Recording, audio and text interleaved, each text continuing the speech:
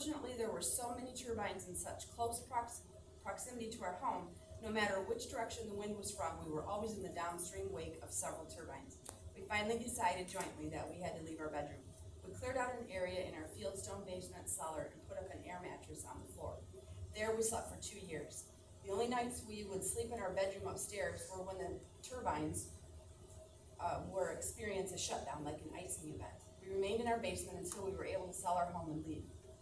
Audible sound from turbines is quite remarkable. You will not notice the sound on a visit to a wind farm. You might hear it slightly, but you will never really experience it. Consider that a turbine has a blade of 150 feet long and 10 feet wide. There are 3 blades, and under full operation, they only take 3.6 seconds to make a revolution. The tips of the blades are traveling at speeds toward 200 miles per hour, and the blades are 100 meters or 300 feet across. That is an incredible surface area, traveling at extremely high speed, interacting with everything it comes in contact with. Most people visit wind farms on sunny summer days when turbines are gently spinning, wind speeds are constant, and the turbines seem happy and inviting. Wind turbines simply react differently to every weather change and every bit of moisture. The turbines are very loud during precipitation, but as the precipitation varies, the sound changes significantly. Steady winds, you hear a swish.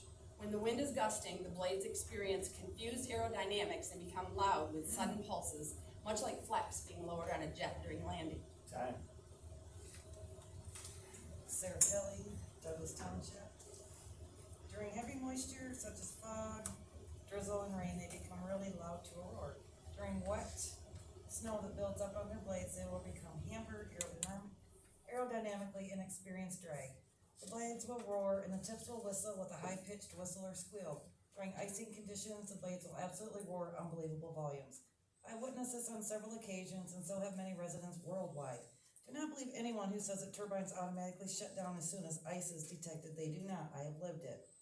Shadow flicker impacted our home by more turbines and at greater distance than modeled, predicted, and vastly more than allowed. Shadow flicker is the intermittent light intensity between the sun and the sun being blocked as the turbine blade passes between an object and the sun.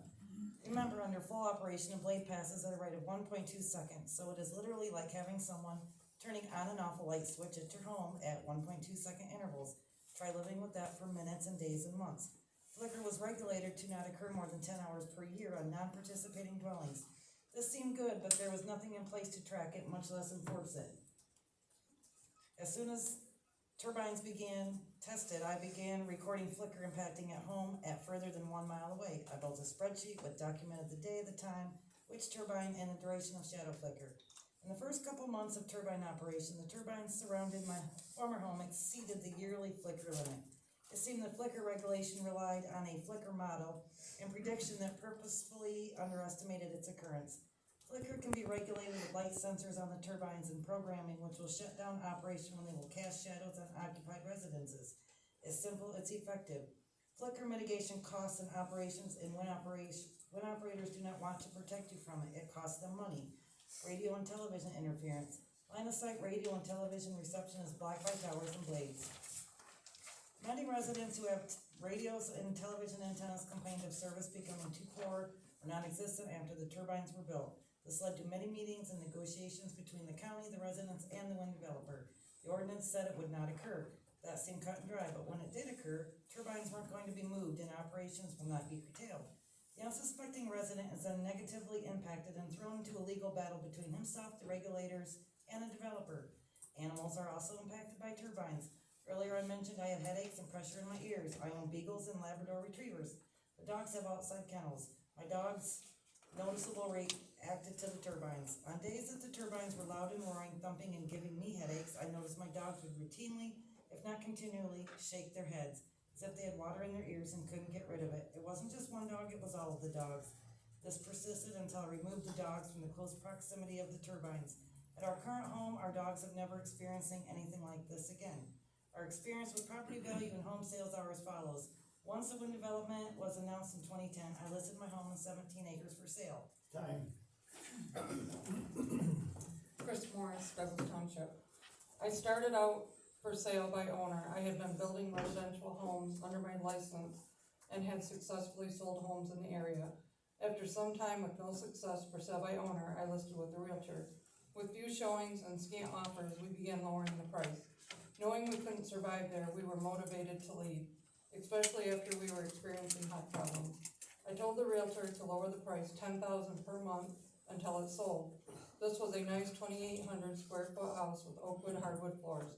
4 bedrooms, completely remodeled with 2-car garage, 40 by 64 by 12 pole barn, a detached 30 by 40 insulated workshop, a paved driveway, a large yard with an irrigation system. We ended up carving out all of the buildings on 3 acres and selling it for $139,000. It took us 4 years to sell the house at a dramatic loss.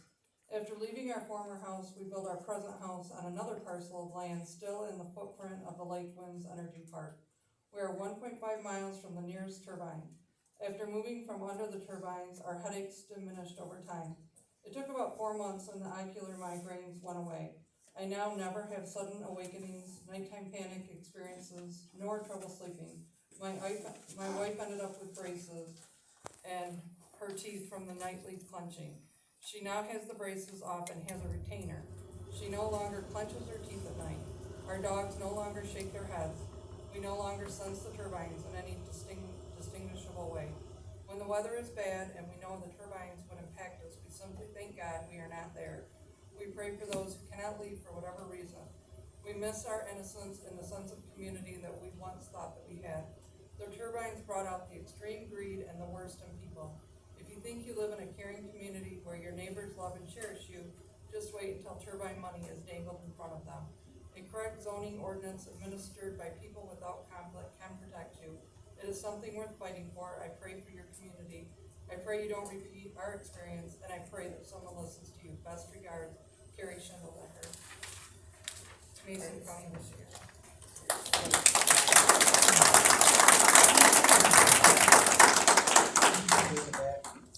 Melissa Bannon, Douglas Township.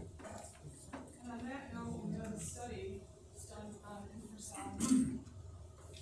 infrasound and frequency noise, which they call toxic pollutants. This was done in 2019, so it's fairly new, so we don't have to say we went back 10 years to get it. It talks about how if you put a turbine too close to your home, the dangers you can have, the health issues that were just read out loud. That person really lived those. Their animals really lived those. They really had to move. Those turbines were put in the wrong place. Was it far enough apart? Was it far enough away? It was inconsistency, it was bad judgment, and it was poor ordinances. Those people weren't health and safety, and welfare was not taken care of.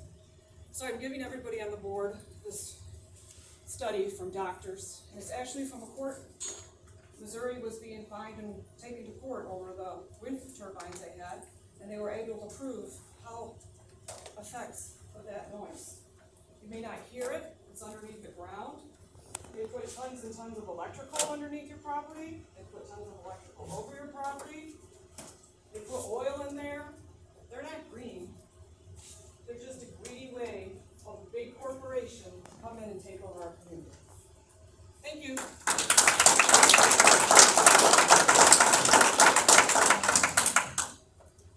Anyone else? Yep. Sheila Brooks, Douglas Township. Just a couple of things. I find it really pretty disturbing that we hired a guy named Greg Ramsford, and I've heard the word Spicer Group like 50 times today. And I don't understand that because, who authorized that? I thought the board authorized paying Ramsford. We obviously have paid Spicer Group a whole lot of money, and I don't know when that was authorized. It wasn't at a board meeting. Rob Eggers, the head of the Spicer Group, he lives in Ingersoll Township, and actually they passed a protective ordinance. And actually, if you look at his ordinance, you'll find that he recommended a lot, like 35 at night in his own township, but he's recommending higher sound levels here. So there's turbines all around his township, but not in his township, so you gotta wonder why that is. He also has a huge conflict because he gets a whole lot of work from building wind farms. So, they're an engineering firm, they just don't do planning, they do a lot of work, they've done a lot of work in Gresham and this building. So, I guess I'd like to know what that is. I also read this the other day on the MTA website. The Michigan Enabling Act requires that a zoning ordinance shall not have the effect of totally prohibiting the establishment of a land use within a local unit of government in the presence of a demonstrated need for that land use in the local unit of government or the surrounding area. That is what we don't have here. We don't have a demonstrated need for that land use. And that's right off the MTA site. Thank you.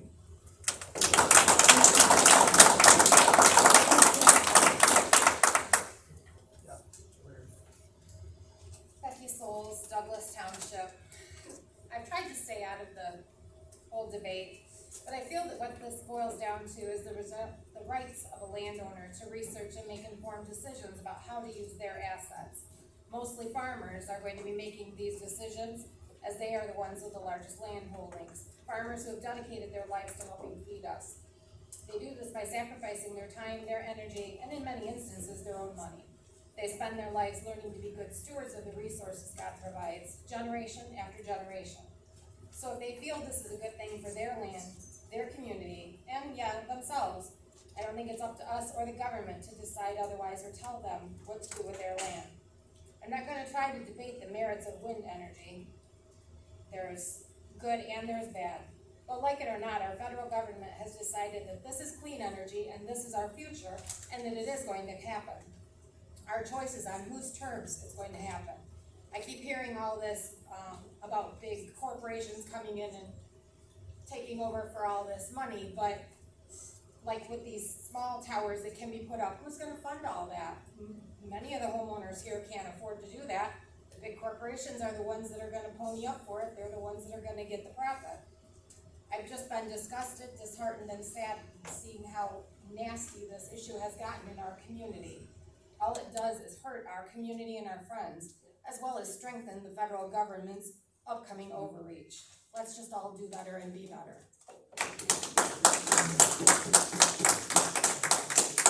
Anyone else? Yeah. I would have to answer one for questions. Who's gonna pay for this? Who's paying for the big wind turbines, WEFs? We're giving subsidies to pay for that. We're paying for it. We are paying for it. The government could do that for us. They could do it individually for us with the small little turbines or the small solars. That's your answer for that. And the other thing about restrictive ordinances being too restrictive. How can protecting health, safety, and welfare be too restrictive? Not every township, not every state, not every country is the same. We can't follow the path of some other place and call it too restrictive here. We can't, what is too restrictive? We're supposed to be protecting people. We're supposed to be protecting our communities. We can't be too restrictive if what we're doing is safe for our community. We don't have to facilitate a company that comes in. The government has been wrong before. Perhaps the government is endorsing this because their pockets are being lined. Who knows exactly what's going on? But we can't be too restrictive in protecting the people of our community. I know there's a lot of legal stuff that goes on. But that's puzzled me through this whole thing. An ordinance is restrictive, and it's restrictive to protect people. And that just seems simple to me, common sense.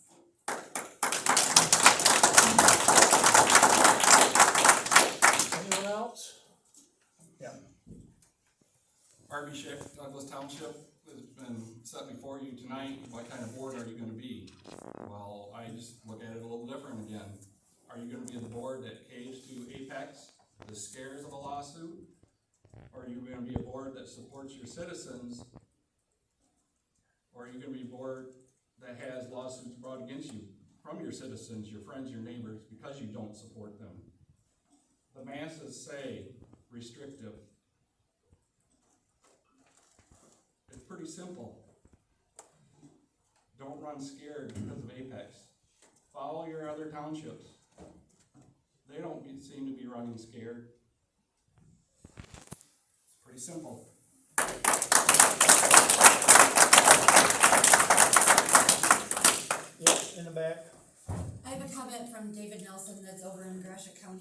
he was on the board, I'll say it again, Apex and their company lied to them, and look at what Gratiot County is going through now.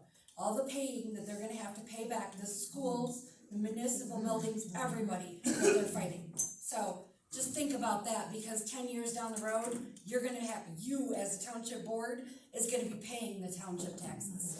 we didn't get your name. I'm sorry, Christy Williams, Okay. Douglas Township, 1990 West Can you be Cleese Road. quiet in front here?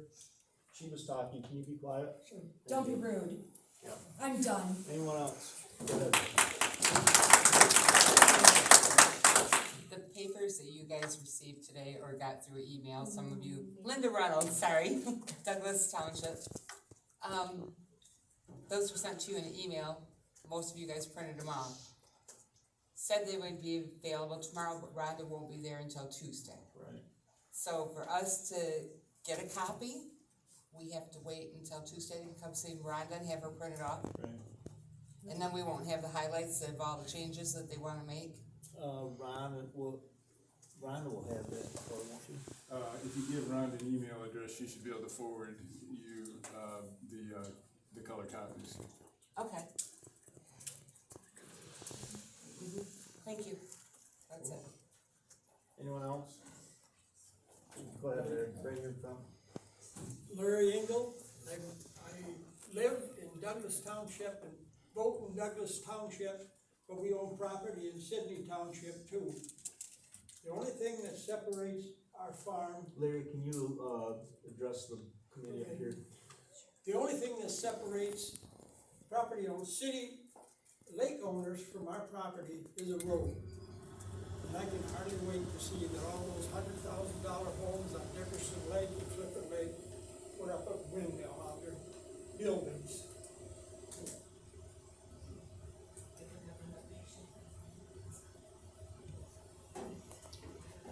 Anyone else? Yep. Now, if I get this right, you just came in here and said 75 turbines from Rockland County, is that correct? Over about 10 townships?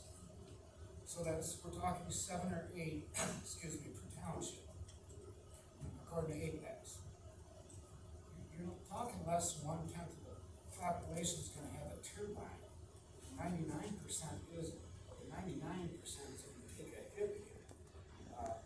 The property value is obvious, they say it. Well, obviously, it's gonna hurt everybody's property.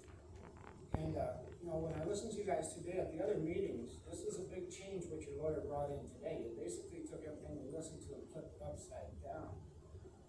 No offense, sir, but listening to what you say we have to do for these corporations, most of the ordinances in Michigan are illegal now, from what I've heard you say. There's not many people have ordinances that pro-wind. And I agree with Harvey. Majority of people don't want this. You guys, you got a choice. You can take the majority of the people, or you can hop on the 1% that have a turbine in the corporations. Because,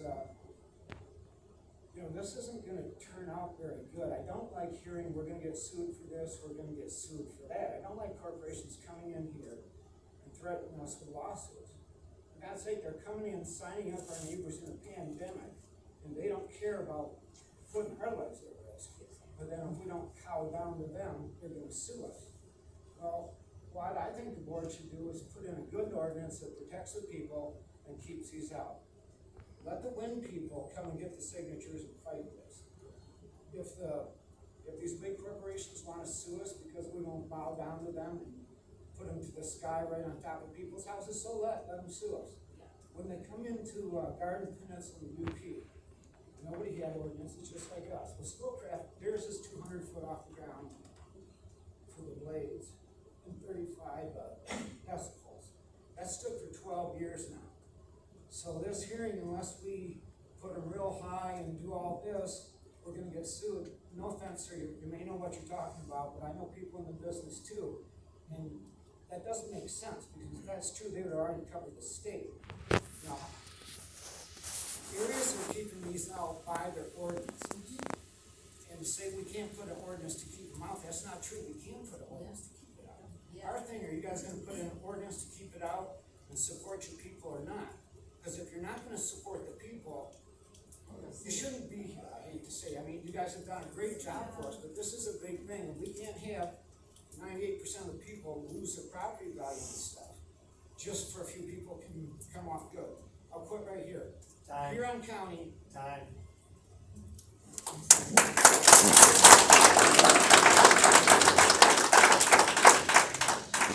Kelly Jefferson, Douglas Township. And I've been listening, and I think the fact that there is some compromise is what some people are upset about. The fact that this company, with the help of the ordinance that Cindy came up with, and the fact that some of the wording that the citizens ordinance had in didn't make a lot of sense, so they take that out. Ron is trying very much to protect the township from both sides, from the antis getting in an uproar, and from the others coming in and saying, hey, you're not making us, we can't do anything in this township. So I think the fact that you guys have got a lot of reading over the next month to take a look at this, I think there's a lot of stuff that has to be gone on in the background before people can jump and holler and scream about how you're not taking anything that they have said in effect. It's gonna be a few more meetings before anybody can really say decisively that you guys are pooping on our parade. The fact that people come up and they make speeches and talk above others when they're trying to state their case and make the comments. Even when you guys were doing your meeting, people were making comment. People were, bad mouthing you guys already before you even have a chance to start. So I wanna say thank you, and the fact that I know this is not gonna be easy on any of you, and that you're all gonna be totally mentally exhausted just by reading over this and trying to understand any of the legalese. And I'm glad that Ron's here to help you guys. I'm glad that this company is coming in to explain in English what needs to be done. And the acoustic planning commission, I think you guys should hire somebody, an acoustician, and go out and take a listen and have his 2 cents in also. And I know that some of the township members did suggest somebody, but take that person, take another person, take another person. So I think maybe you're gonna have more than just one person listening and hearing, because not everybody hears the same thing. Thank you. Anyone else? Yeah. Matt Mormon, Douglas Township. I do think we do have a conflict of interest here with Spicer. Let's call it what it is. They do work for all kinds of companies, all kinds of townships and so forth, and I'm sure they've worked for Apex many times before. So I appreciate us bringing someone in to consult. I think that's great. But like was mentioned, I think we need to really take this in consideration, who that's coming from. They're not gonna bite the hand that feeds them. They're not gonna do that, okay? Number two, also Ron mentioned about looking at zones. You talked about how many we're talking about. I think you guys need to consider that too, if we're getting into this planning, okay? Because you're gonna get a lot of people that are gonna be fighting for their own thing, but Apex, once again, is just stirring this up by not putting anything out there to tell us where they're going, where they wanna go, anything, okay? So I really think you guys need to take into consideration with that. Ma'am, you mentioned the rights. Absolutely. Everybody has a right. You have a right to do whatever on your property. But I also have a right not to look out my window and see a 600-foot tower, okay? I think that's what we're all looking at. So I respect the farmer, all that, but we have to take into consideration what everyone else has to look at or hear, okay? Thank you.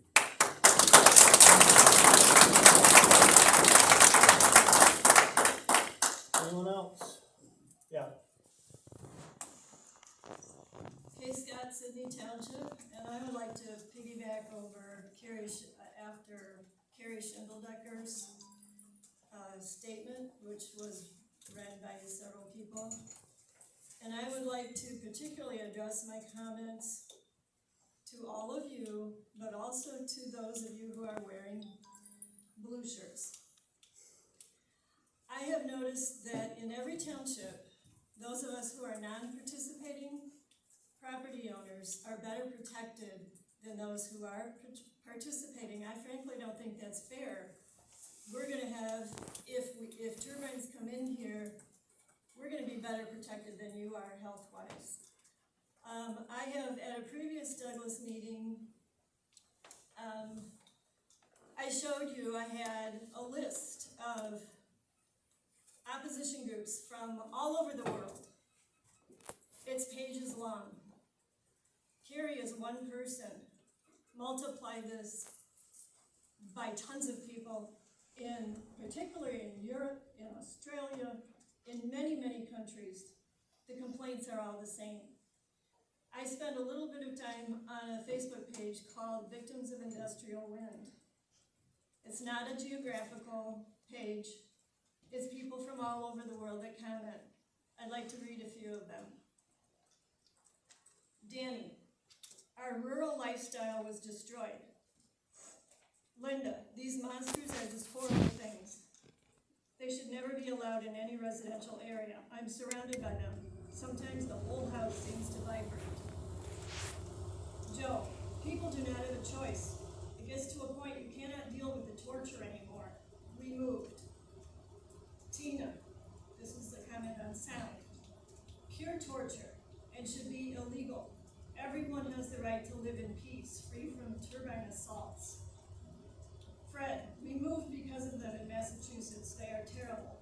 Sue, the beautiful home I built and sold for half its value is proof, but the town still assesses it at $679,000. We would have had that fully paid off, free and clear for years now. Lost my gorgeously perfect for me home-based, farm-based, flower business. All I hope for is freedom from this life. This thing nearly killed me. And totally killed my husband's soul and worth. He's deeply depressed. Lisa, this is on shadow flicker, and I'm only mentioning it. I know zero shadow flicker is in the ordinance at this point, but please think of road setbacks, because it's distracting when you're driving. Lisa, I've got my home closed up like a cave and still can't get away from it. It gives me motion sickness. Time. Is the best way Time's to up. describe it. I can go on Anyone and on, else? there's a lot more. Anyone else?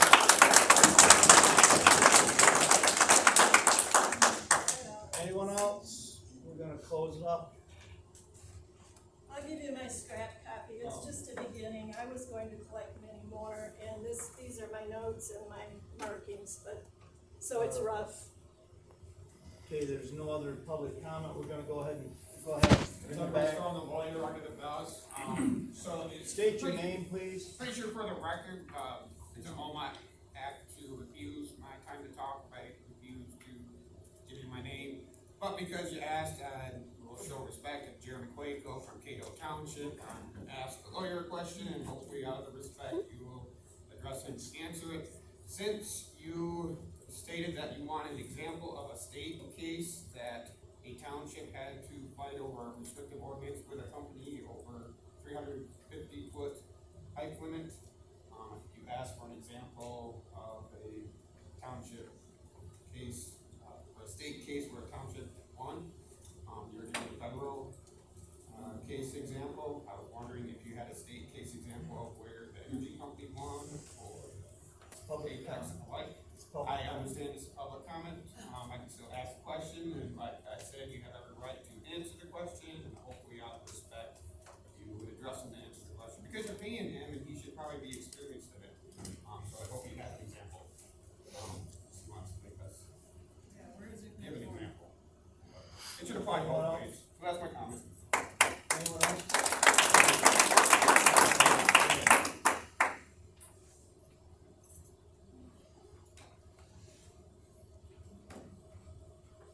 I hope you'll give me a little extra time to get up there. I haven't started yet. Thank you, I appreciate it. Leslie Rydell, Pine Township. I have more infrasound information for you. This is making people sick all over the world, and I don't understand why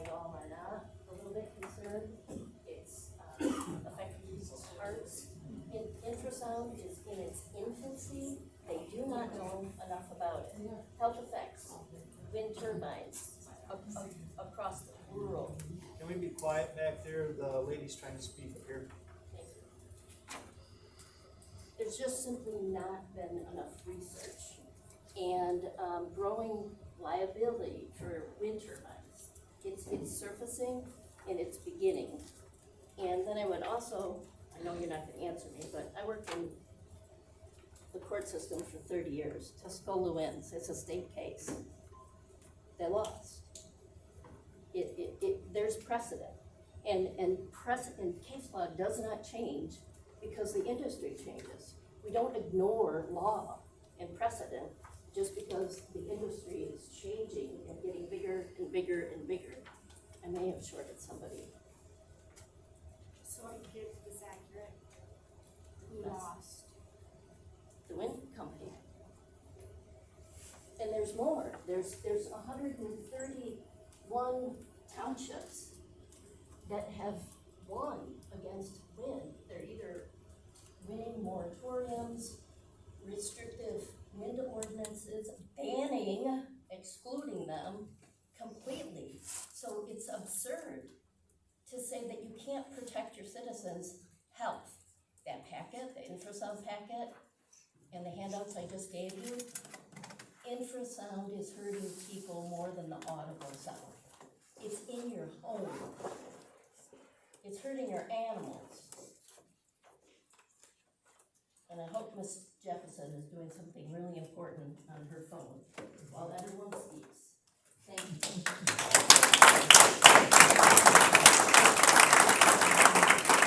Anyone else? All right, right here in front. Real quick, Vicki Douglas, Maple Valley. I don't know how you can even consider talking about setbacks until you're presented a safety manual on the turbines that they plan to put here. I know that they have setbacks for their workers, and I think in order to continue that on for the safety of others, you should be given a safety manual for the turbines that they plan to put here. Anyone else? Seeing none, we will close public comment then. Our next meeting is the last October 27th. October 27th. I looked at it earlier today. Anything